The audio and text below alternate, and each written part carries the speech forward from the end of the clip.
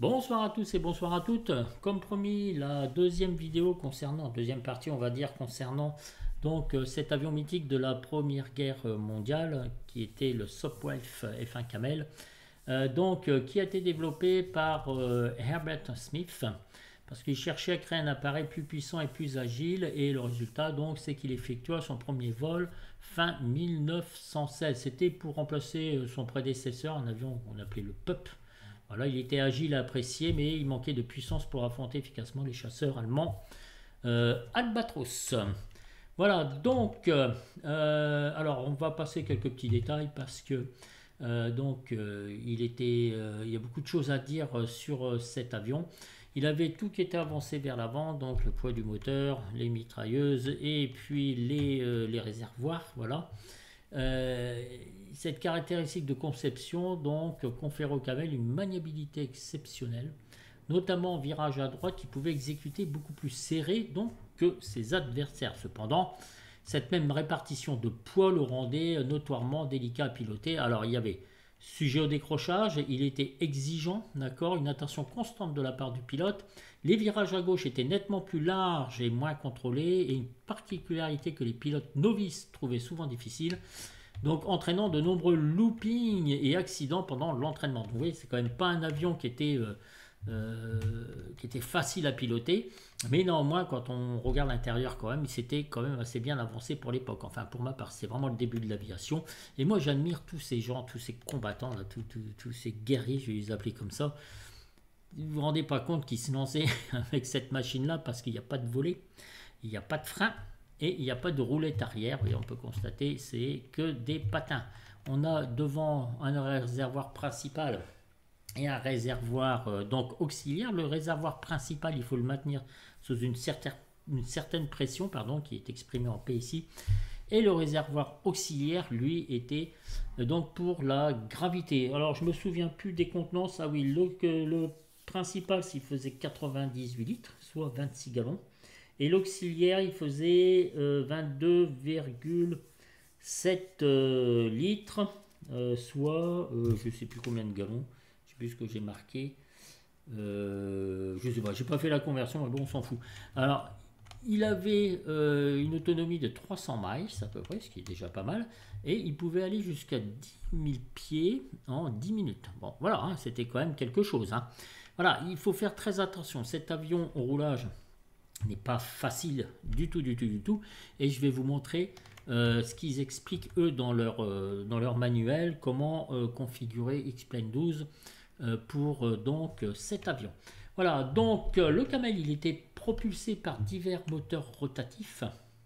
Généralement, donc le moteur, le Clerget 9B ou le Bentley BR1, qui s'est développé environ, voyez-vous, entre 130 et 150 chevaux. D'accord, ces moteurs rotatifs dont le bloc moteur tourné avec l'hélice offrait un bon rapport puissance-poids, mais contribuait également aux effets gyroscopiques de l'avion. C'est très important.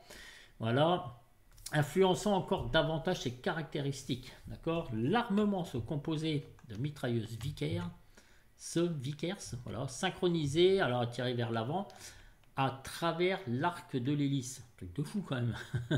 Ce qui constitue une puissance de feu nettement supérieure à celle du Pup, donc c'était l'ancien qui existait, qui lui était doté d'un seul canon. C'est beaucoup la Royal Flying Corps RFC et du Royal Navy Air Service RNAS à l'été 1917, donc il était en service au sein de ces escadrilles et fit rapidement ses preuves, sa capacité de virage supérieure, etc.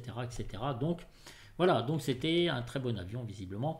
Après, tout ce qui marque, malgré ses succès, la maniabilité difficile du Camel et l'émergence de nouveaux chasseurs allemands plus aérodynamiques vers la fin de la guerre ont progressivement réduit sa domination. C'est en 1918, bien que toujours largement utilisé, il a été complété puis remplacé par des appareils comme le Sopwith Snipe. Voilà, donc j'ai abrégé un petit peu, j'ai essayé de faire court, on connaît l'histoire, on connaît ses inconvénients et ses avantages à ce petit avion, et donc à l'ère de l'aviation, hein, parce que c'était vraiment les débuts. Ce que je vous propose, c'est qu'on aille faire un tour donc à l'extérieur. Voilà, au départ, je ne vous ai pas présenter l'avion avec le Stark Walk-Around parce que j'ai téléchargé la version 1.3. J'ai posé la question à l'auteur, mais il ne me répond pas. Impossible d'activer le clavier. Vous voyez, j'ai appuyé sur la touche clavier. Par contre, dès que je manipule le joystick, alors peut-être qu'il y a un conflit, hein, j'ai pas encore eu le temps de regarder tout ça. Eh bien, ça fonctionne, voyez-vous, vraiment très légèrement. Il y a plusieurs positions adoptées. Vous voyez, on voit le bonhomme. Voilà, si on veut s'abaisser, si on veut se relever, voilà, comme ça. Et si on appuie sur la touche, on se relève. Alors ça fonctionne pas du tout. Voilà, à moins que je fasse des choses sur mon joystick. C'était juste un petit message que je voulais faire passer, mes amis. On va faire le stand, le hand walk around. Eh bien, donc, alors, sa longueur était de 5,72 mètres, son envergure 8,53 mètres et la hauteur 2,59 mètres. Il a une surface à l'air de 21,46 mètres carrés. Et donc, son poids vide était de 422 kg et au décollage, on pouvait aller jusqu'à 659 kg. Le moteur, c'est un Clerget 9B, 9 cylindres rotatifs, 130 chevaux à 1250 tours, voilà, etc. Vous avez une hélice bipale. Du carburant, c'était de l'essence indice d'octane 45 à 70. Voilà, le réservoir principal, je ne voulais pas vous raconter de conneries. Donc 26 gallons 98 litres qui est pressurisé entre 1,5 et 2,5 PSI et l'auxiliaire 6 gallons 22,7 litres alimenté donc par gravité, mes amis.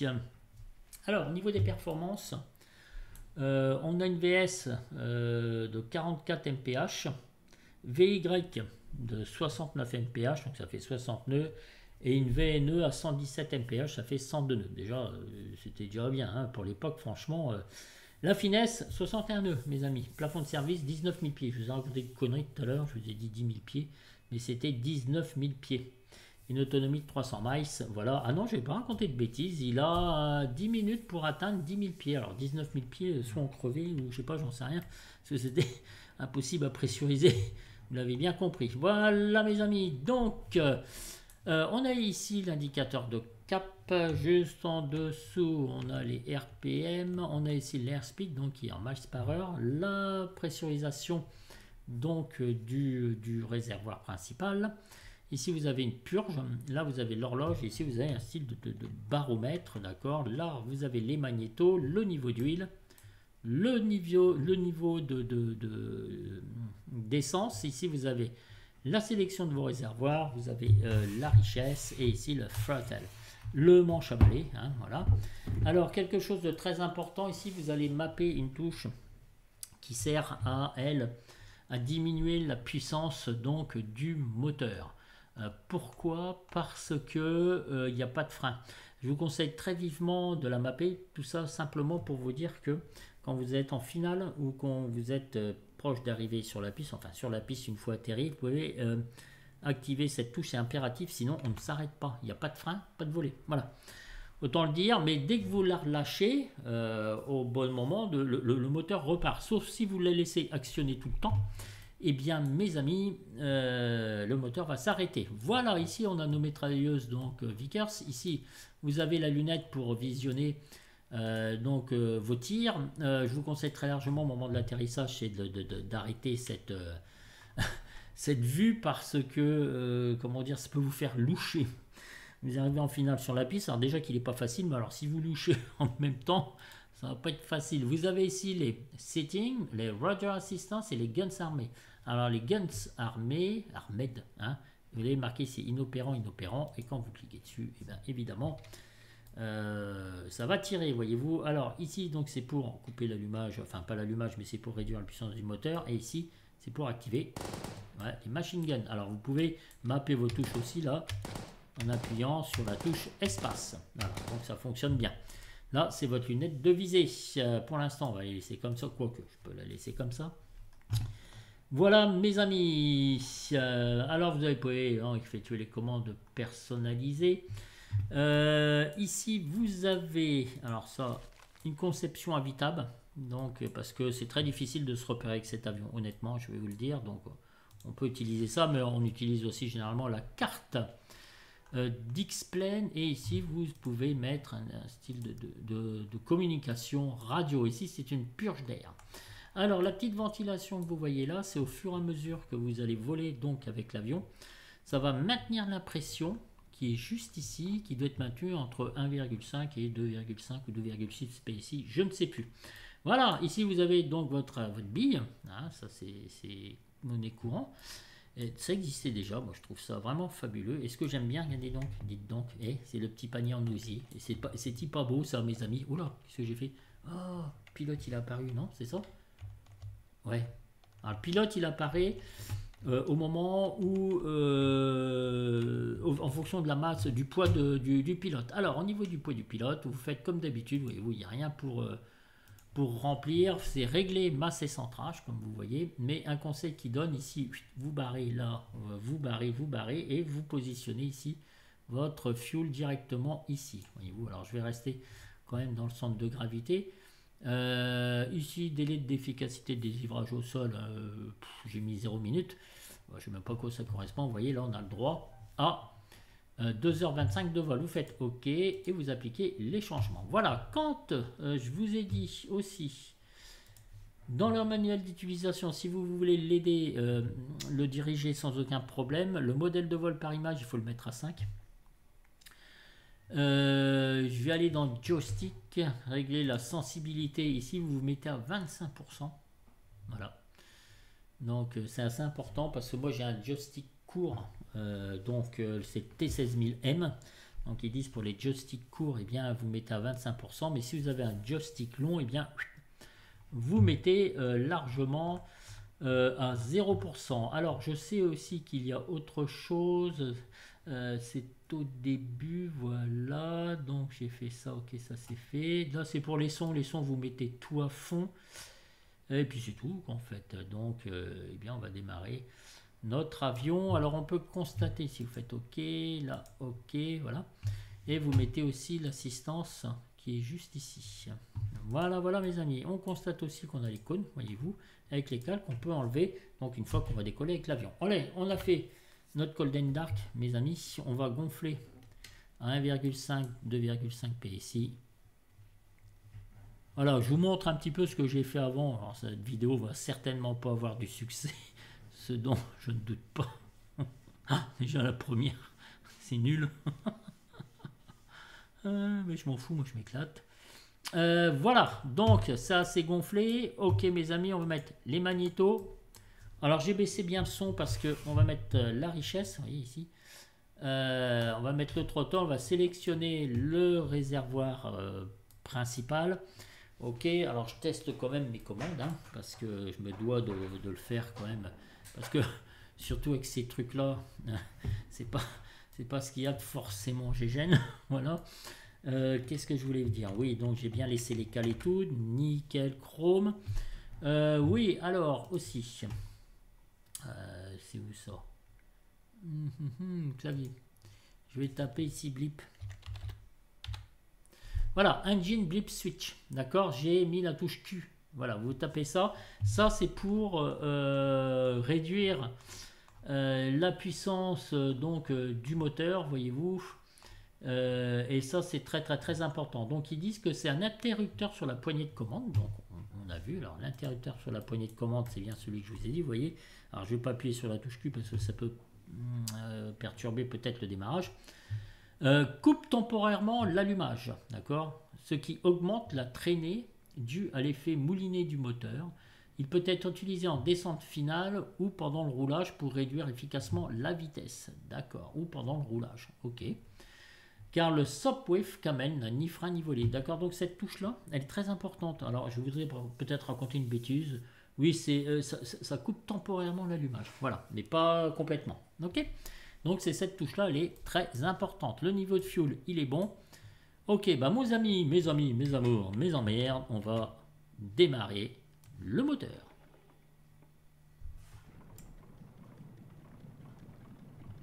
Alors, je sais pas trop si vous entendez le son. Peut-être on va bien l'entendre quand on va écouter la vidéo. Voilà, donc les magnétos ici, bon, le barreau, bah, vous laissez tomber ça pour régler la pression. Alors là, c'est voilà. Qu'est-ce que je voulais dire donc d'autres? Eh bien, on va commencer notre roulage complètement avec donc l'avion. Allez, mes amis, on va enlever les cales. Voyez comment ça. Alors, ça, c'est pareil, réglez vos vues d'avance. Vous voyez, je donne un petit coup d'accélération, petit coup de throttle vite fait. Là, je manipule avec les palonniers, voyez-vous. Et là, voilà, je me dirige donc sur la piste. On part toujours de l'aérodrome de Clermarais, hein, un aérodrome qui avait fait son succès durant la Première Guerre mondiale. Ok, on augmente doucement la vitesse, l'accélération. Voilà, progressivement. On va à fond. Voilà. Et là, il décolle. Alors, ce qu'on va faire...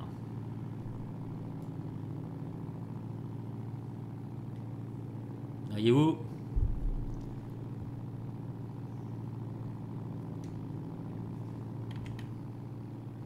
Alors on va se faire un petit vol un peu plus long, on va aller un petit peu plus haut en altitude avec cet avion, histoire que vous voyez un petit peu comment ça se passe, un peu plus détaillé qu'un tour de piste, bien qu'un tour de piste c'est vraiment le top du top. En plus c'est stressant, parce qu'il faut penser à tout, voilà.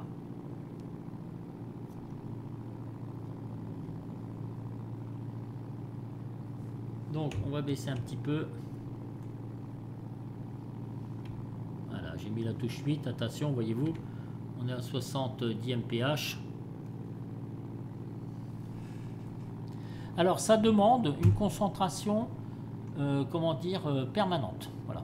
J'ai oublié de vous dire que oui, le prix de cet avion est de 19,99 $. Il est doté de 4-5 livrets. Donc ça a été assez... les livrets sont très bien faites. Voilà. Son auteur c'est NH Adrien, je crois que c'est ça de souvenir, j'ai pas regardé, je l'ai laissé en commentaire la dernière fois, voilà. Donc il a profité du modèle de vol de X-Plane 12 pour parfaire donc cet avion. Il a trouvé les capacités de X-Plane 12 franchement magnifiques pour exploiter au mieux donc cet avion qui pour moi était vraiment une petite merveille, surtout quand on a envie de piloter manuellement, hein, n'est-ce pas les gars? Alors j'entame le virage à droite, voilà, et voilà. Donc là on n'a pas de GPS, on n'a rien du tout, hein, bien évidemment, c'était pas à l'époque conçu pour ça.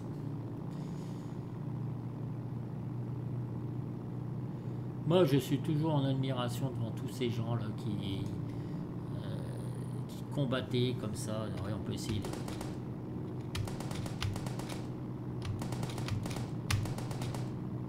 Vas-y, le viseur. Voilà, qui combattaient et c'était vraiment très, très stressant, je pense, que à leur époque.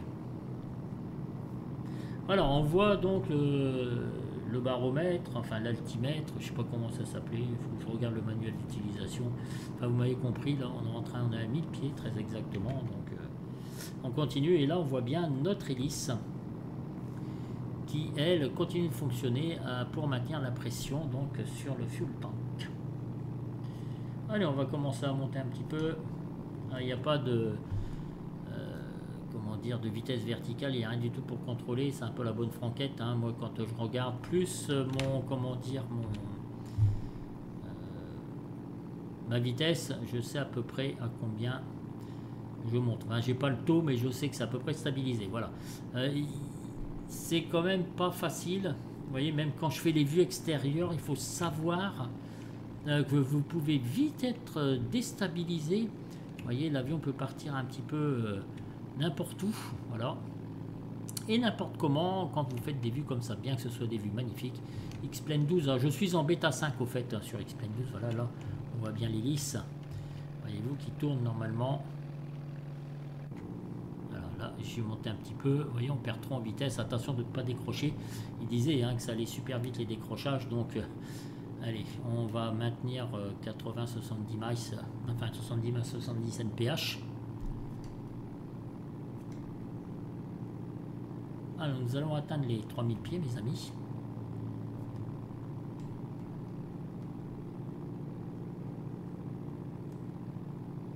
Et après, on va commencer à comment dire, ah là là, attention, attention, attention. Je baisse tout le nez, voyez-vous. Parce que là, je suis en train de manipuler un autre dossier à la gauche parce que j'aimerais bien savoir si je vous ai pas raconté une connerie quand même. J'étais pas très attentif à ce que je faisais. Vous voyez, le moins ce que vous prouve que la moindre inattention par rapport à cet avion est quand même assez spécial. Alors, je voudrais voir quelque chose. Voilà. Alors, j'y suis presque, mes amis. Ok, donc j'essaye de voir tout ça. Attention que je ne décroche pas. Voilà. Ok, j'y suis. Alors, c'est le 9, c'est bouton de réglage. Et ils appellent ça l'indicateur d'altitude. Voilà, c'est en pied. C'est l'indicateur d'altitude. Moi, je me dis si un barreau ou quoi que ce soit, c'est pas vraiment ça. C'est l'indicateur d'altitude. Et nous sommes à 4000 pieds. Vous voyez, j'ai quand même fait un taux de montée assez impressionnant. Alors là, j'ai fini un peu mes conneries de vérifier tout ça. Donc, allez, on va virer à droite. On m'a dit qu'à droite, donc c'était assez exceptionnel. Allez, on essaye de virer à droite. Voilà, c'est vrai qu'il tourne bien à droite.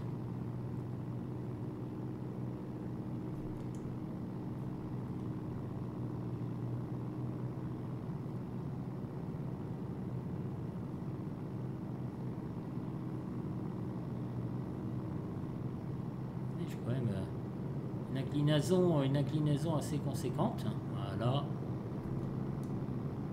J'ai pas perdu d'altitude, c'est pas mal. On va retourner à droite, je vais reprendre mon cap.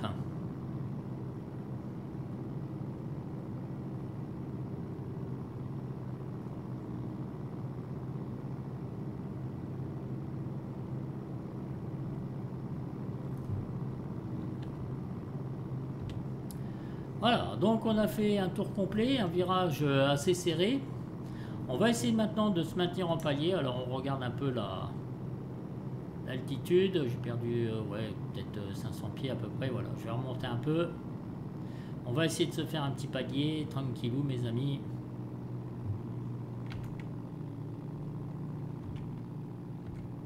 On surveille nos paramètres moteurs parce qu'il y a toujours quand même des paramètres moteurs à surveiller. Voilà.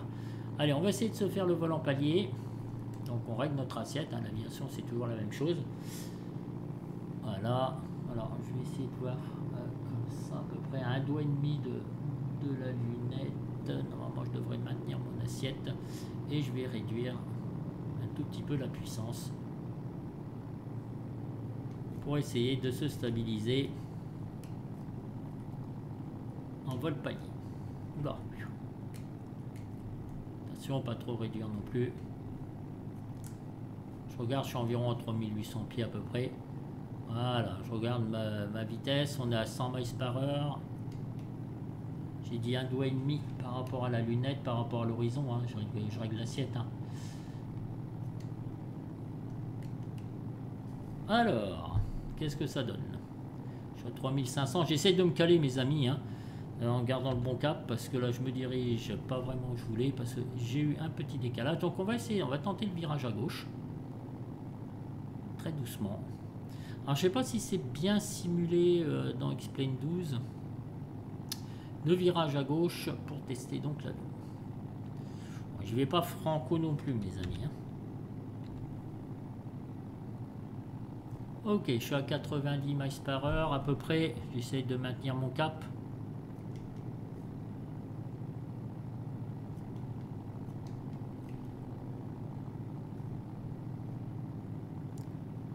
Perdu en altitude, c'est pas très... Voilà, attendez, alors j'essaye de lâcher un tout petit peu le manche.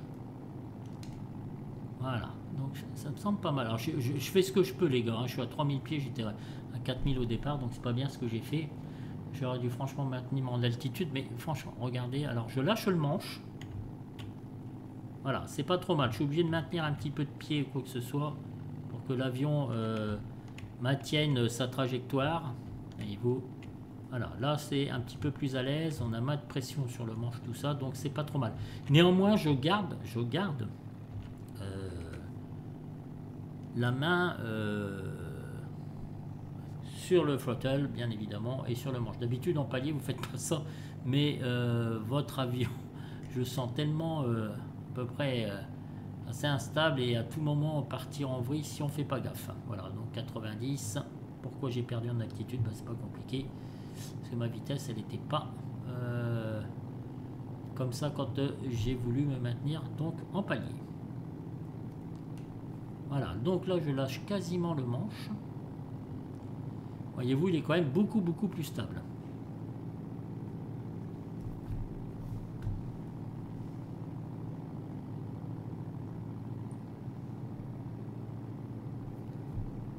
Voilà, là vous êtes toujours obligé de maintenir votre cap aussi, hein. Vous pouvez pas vous défaire de d'un vol en palier tranquillou. Bon, j'ai mis une météo, je me suis pas embêté, hein, les jeunes, hein, je me suis pas mis une météo avec du vent, avec de l'orage, tout ça. Ça aurait été complètement ridicule, voilà. Donc je maintiens à peu près mon altitude. C'est pas trop mal, mes amis.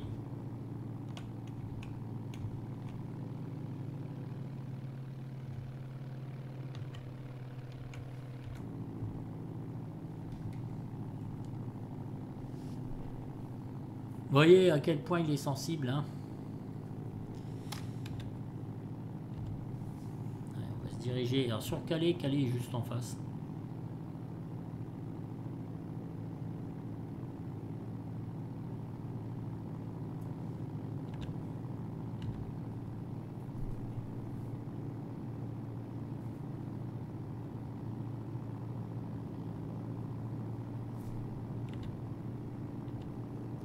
On met un petit peu de distance, je dois vous avouer sincèrement, pour rejoindre un peu de distance, un peu de temps, pour rejoindre donc le point donc qui est calé pour ce vol.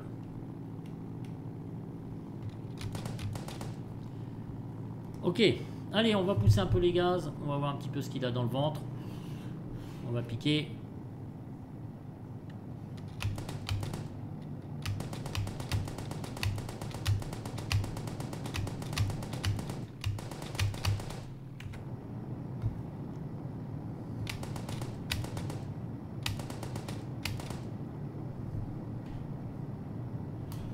Virer à droite,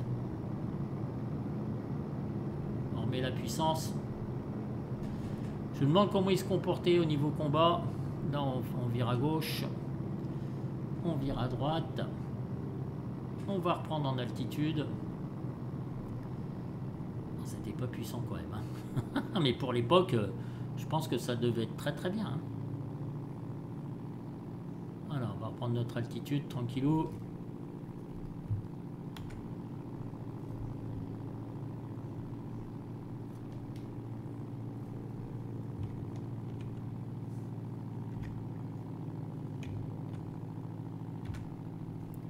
Alors, on va aller jusqu'au décrochage.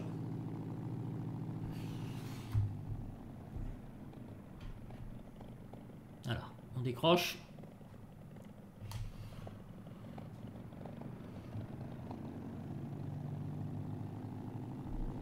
Voilà, là je prends un risque, voyez-vous. Alors pour le rattraper, c'est pas évident. J'ai remis les gaz. Mais voilà, on a réussi à rattraper. Je croyais pas le faire, hein. C'est la première fois que je fais ça. Le test du décrochage. Voilà, donc je crois qu'ils avaient mis 38 nœuds, il me semble.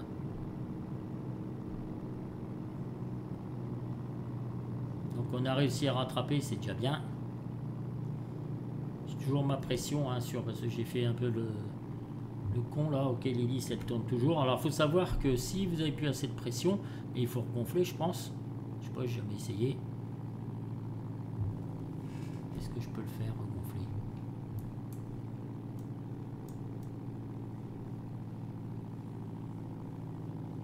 Ouais, ok, ça marche. Là c'est pareil. Je prends des risques énormes. Voilà, vous avez regonflé un petit peu la pression. Je ne savais pas qu'on pouvait le faire. Je teste ça avec vous si vous voulez. Donc c'est bien. Voilà, donc on va aller directement sur Calais.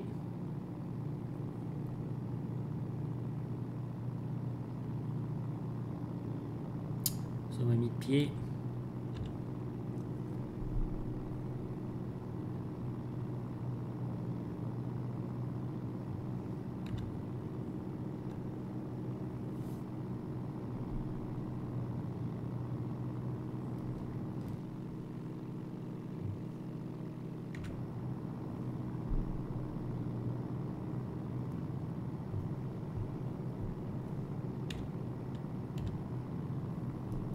évidemment, hein, c'est pas la grande puissance, mais vous voyez quand même, il se manipule assez bien pour l'époque. Hein, ça devait être pas trop mal quand même, évidemment. Après, les Allemands, ils étaient très en avance sur les technologies, au moins, même pour la Seconde Guerre mondiale, ils ont toujours été en avance sur nous. Mais franchement, c'est quand même super bien ce qu'ils faisaient.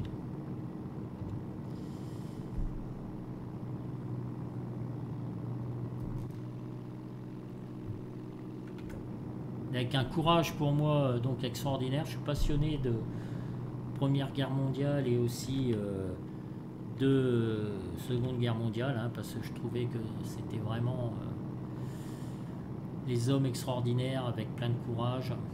Moi, j'appréciais beaucoup de lire des commentaires, de lire des livres dessus. Là, j'ai un livre sur comment dire le débarquement, ceux qui ont débarqué, mais tous ceux qui ont été blessés, vous savez, pendant la Seconde Guerre mondiale. Des trucs de fou, ce qui marque les soldats, des balles qui traversaient la gencive, enfin bref, l'horreur quoi. Franchement, ils en ont interviewé un. En fait, la peur, il l'avait parce que quand on est soldat, il faut avoir peur parce que sinon, n'êtes pas trop. Vous êtes un mauvais combattant. J'ai lu ça une fois dans un livre ou quoi que ce soit. Il faut toujours avoir un minimum de peur. Et puis, franchement, quand vous déboulez, enfin, tout le monde flipperait, quoi. Honnêtement, quand je vois les commentaires, sans déconner, de ce qu'il racontait, toutes les dents, la balle qui a traversé le soldat, si vous voulez, enfin le soldat, les gencives, c'est un truc de fou. Il a eu toutes ses dents qui se sont déchaussées, tout est parti. Enfin bon, bref, je ne veux pas vous raconter les horreurs de la guerre, mais c'est pour ça que je suis très fier de vous présenter cet avion donc sur X-Plane 12 parce qu'il a été entre les mains de beaucoup d'Anglais et franchement. Ouais, regardez-moi ça, vous n'aviez aucune protection, tout était maintenu avec des câbles, de la toile, enfin je sais pas, une série de balles, vous voyez comment l'intensité des combats que ça devait être, comment dire, tout devait être fragile quoi, en fait vous n'êtes même pas protégé, voyez-vous, regardez, encore vous faites ça pour voler avec le loisir, bon bah voilà, vous en foutez complètement, mais là franchement c'est quelque chose hein, quoi. Bon bref, allez mes amis, j'arrête de raconter mes histoires tristes. Ce qu'on va faire, c'est qu'on va commencer à descendre, parce que la piste, voyez-vous, elle est juste ici sur votre droite, sur Calais. Voilà, on va descendre tranquillement, on va réduire nos gaz, comme on ferait normalement pour un avion. Hein. Ah là, je suis beaucoup trop, je regarde par rapport à l'horizon, pareil, pour effectuer moi mon taux de descente. Voilà, on arrive au-dessus de Calais. Et là, vous allez voir que je vais me planter à l'atterrissage parce que avec cet avion, vous ne pouvez pas faire de flair vachement, comment dire, prononcé. Il faut faire un flair mais très léger parce que sinon l'avion redécolle. Je vous assure, il ne maintient pas voilà, la surface alaire qui fait 21 mètres carrés. Vous relève du sol si vous flairez trop. Donc c'est quand même assez particulier. Je ne sais même pas comment le tour de piste j'ai fait pour réussir à atterrir comme je vous l'ai montré, en plus avec une piste hyper courte quoi. Alors qu'est-ce qui se passe là? Ok, allez, on commence à descendre. Je suis beaucoup trop haut, mais enfin bon, j'ai une longueur de piste suffisante. Je vous rappelle qu'il n'y a pas de volet, donc démertisiste hein.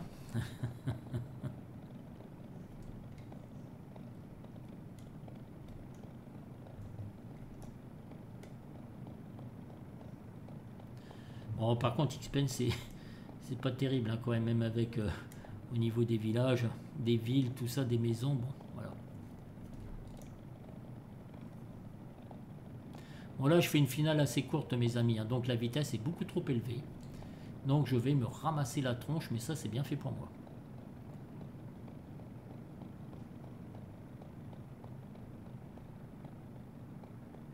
J'ai dû prendre une finale beaucoup plus longue.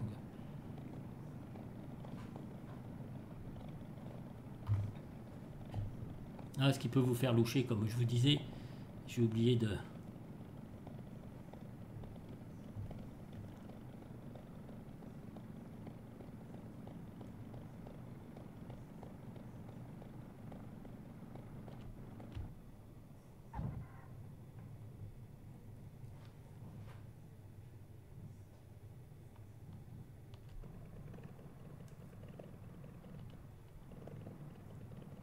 Alors je suis très très très concentré sur ce que je fais. Je sais pas où je vais finir. Alors j'ai appuyé un petit peu sur la touche Q. Sur le blip, on va appeler ça, d'accord? Voilà. Voilà, le fait d'appuyer sur le blip, voyez-vous, votre avion, voilà. Alors doucement, hein. Doucement la manip de l'avion. Donc c'était pas mal ce que j'ai fait. Et là, vous redirigez votre avion. Vous voyez, regardez, j'ai laissé le blip, j'ai évité que l'hélice, comment dire, voyez-vous, regardez le patin, il touche, ça fait des étincelles le patin derrière. Oh, c'est trop marrant, je n'avais jamais remarqué ça. Mais je suis bien obligé de rentrer au bercail. Alors, qu'est-ce que je vais faire? Là, je peux rentrer là. Oh, je vais essayer de ne pas partir en effet gyroscopique, mes amis. Oh là là là là là là, j'ai jamais roulé comme ça de ma vie. C'est vous là aussi, là, vous me donnez de l'adrénaline, là, c'est pas normal que je fasse ça. Je continue sur mon patin qui est tout étincelant comme un con là. Bon, en tout cas, je suis content. J'ai fait un bel atterrissage. Ça ne me dérange pas trop. Vous voyez l'utilité du blip. C'est très très très important le blip. Voyez-vous, oula, oula, oula, oula. Et vous voyez l'effet gyroscopique. Et voilà, voilà, voilà. Donc, j'ai pas su me maintenir dans l'axe. Voilà, donc on va accélérer doucement. Voilà, voilà, voilà. Ouais, j'ai jamais manipulé cet avion sur un si long trajet. Je me suis toujours entraîné sur un trajet donc assez court. On va essayer de ne pas percuter avec les ailes. Cette espèce de truc là, je sais pas ce que c'est. Voilà. Alors j'essaye avec vous, en fait, je fais tout avec vous en direct. J'aurais pu me contenter de ma zone de confort. Alors attendez, je vais essayer de ne pas me retaper un effet gyroscopique. Ouh là là, ouh là là là là là, ouh là là là là là, ouh là là là là là là.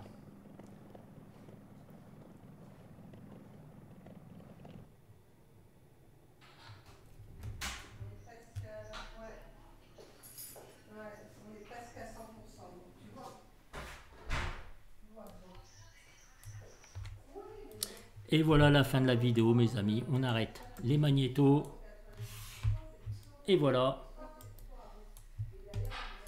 Qu'est-ce que j'ai oublié? Rien de spécial. Non. Je vais mettre mes cales.